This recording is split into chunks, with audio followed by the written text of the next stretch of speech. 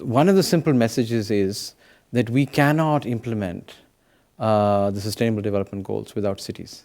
So we have to build a compact which brings together all the 200-odd countries of the world and at least 2,000 cities to make things possible. Because the implementation of processes, whether it's making universal education available or healthcare or making water available or clearing solid waste or providing security for everybody in the city, happens at the level of local and the city and regional governments.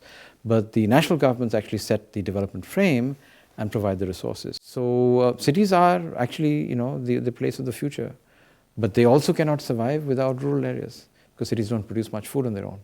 So it's really keeping these multiple balances in a complex system which we have not encountered before. So we have to be very, very innovative. And eventually it is a change of culture. We now find ourselves in the 21st century as a culture which is, for no other choice in some senses, living largely in cities. So it's a great opportunity in some senses, but it brings with it a tremendous responsibility because it means that you have to be responsible socially. You can't let inequity breed too much, otherwise you'll have conflict. You have to have look at environmental sustainability quite carefully because the cities will not survive without that. They are fragile in themselves. And economically, it means that you have to have jobs for everybody.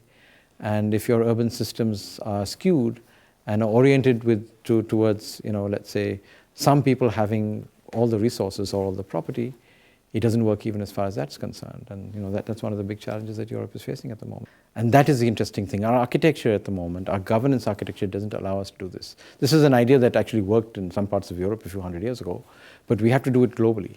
It's not about the city-state and becoming autonomous. It's not only about the nation-state actually doing what it does.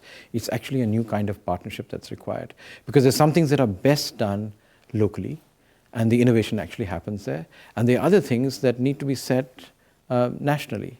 Conferences like this will start maybe hopefully unasking some of those questions, especially about the global commons, which are increasingly important for us, whether it's the atmosphere and climate change, or the seas and the mess that we've made of that, or the Arctic that we just talked about just now at the moment, or Antarctica, or transboundary questions like water, which is one of the most critical questions, even in Europe, certainly in the Middle East, and very much so in Asia.